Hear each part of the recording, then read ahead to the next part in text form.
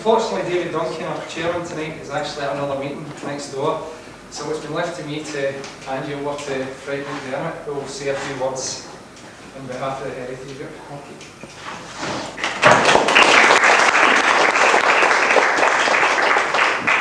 Thank you very much. I'm not quite sure why I'm doing this, because I've only been in Stonehouse 40 years, and that's no use. As some of these guys will tell you, you've got to be born here to be a Stonehouse man. However, I have been asked to do it, and I'm very happy to do it. Only I found out that getting old, there are three things happen to you. One is you begin to lose your memory. I can't remember what the other two were. However, I would like to congratulate the Heritage Group for setting up this exhibition, and in a preliminary look at it, it looks to me to be very professionally done. The last time anything like this happened was in 1975, when the famous new town of Stonehouse was set up, and we did in fact have an historical exhibition. And all the school children came, as I'm sure they're going to come to this one, and it was very interesting. They looked at things that I knew all about. They hadn't a clue. For instance, some of them looked at a scrubbing board. Didn't know what it was. Do you remember, some of you older ones, the Jiffy washing machine? When you put the clothes in this thing and you poured the water in and you put the lid on and you had a paddle. They didn't know what that one was. And a wind-up gramophone was something they just had never even thought of. And I'm interested that coal is now here. You get pieces of coal. At the Livingston Memorial, we made a coal exhibition. Some children had never seen coal before.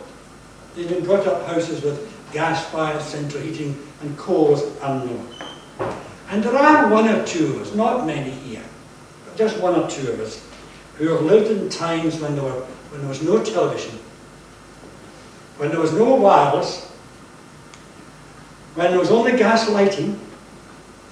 And I don't know if you did it here, but in Glasgow, where I lived, the kids ran out every now and again and shouted, an aeroplane, as this double winged thing floated through the sky. So it's good to be reminded of our past. For a community or a nation without a history is rather like a man without a memory. I was looking at the old ordnance maps of Stonehouse and realising what a small place it really was. Now, I don't want to go back into the mists of time. Robert Naismith does that very well. But I wondered why communities came into being. One essential was water. We can't live without water. And in the old map that I have of 1862, there were over 30 wells. And actually, I've got 2 in my garden. In fact, I was even wondering about bottling the stuff and selling it as Stonehouse Aquavita or something like that. Then there were communications. And of course, we had a river. And there seems little doubt that communities were there along the River Avon. And there are traces of Druids having been found on the banks of the Avon. And of course, the Romans built a road east and west on near to the Spittal Farm. And if you really think of it, Stonehouse is an island, because you can't get into Stonehouse without crossing water. You think about it. Even the geography experts will tell me that an island is a place you must get across water. And then there's another good thing about this place. It's good soil for agriculture. And here the soil is very rich, and particularly the soil in the gardens of Old Stonehouse. And there are 3 reasons for that. Think about it. There were dry toilets. And every now and again, these toilets were lined. Then every now and again, they were emptied and thrown over the ground. And there were coal or wood fires, which gave you potash. So there you have the 3 ingredients which enriched soil. And of course, the houses had large gardens, and they grew their own vegetables, and many of them had bees and they had honey, and they were very self-sufficient. One of the sad things I found coming here is that we have lost the flower show, where we showed these wonderful vegetables and there was home baking and everything else. Methinks going back a little in time might be a good thing. Let me say just a little bit about something which interests me particularly.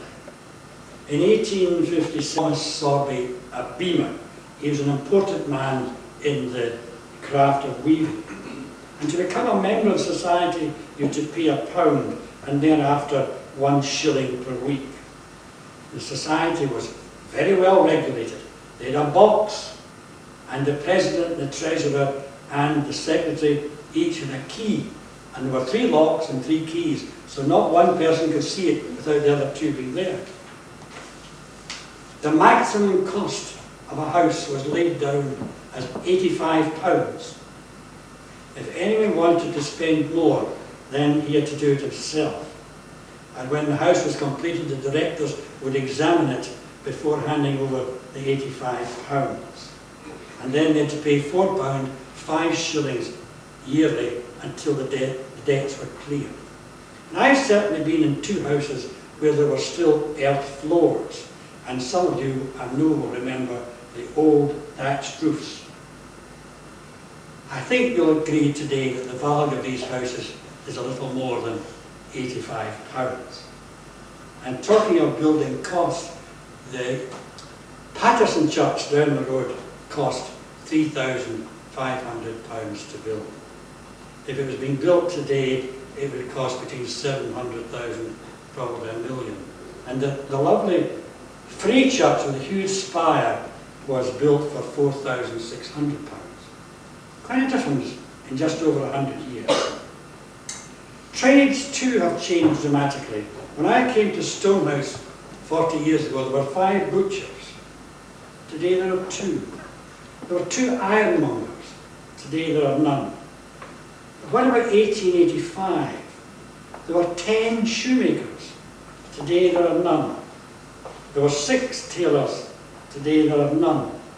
There were 18 grocers. Today there are 3.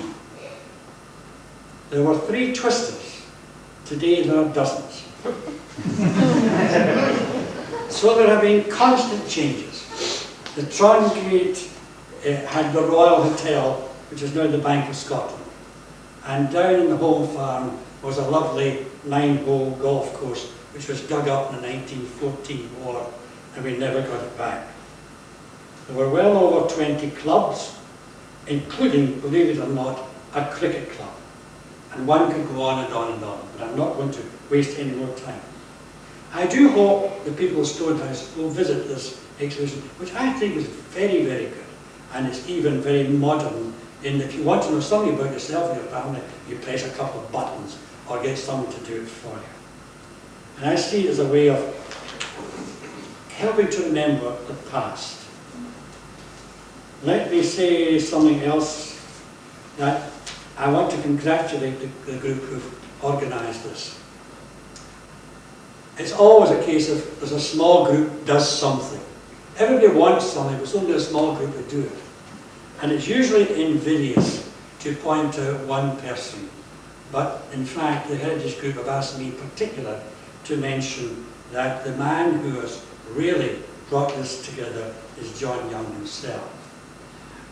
You always need a fanatic, somebody who's crazy and who's determined and ruthless, and he seems to have all these capabilities. And through him and the work of his colleagues, this has come to pass. On behalf of the people of Stonehouse, may I thank the organisers who have carried out this work. I'm sure it's going to be a great success, and I've got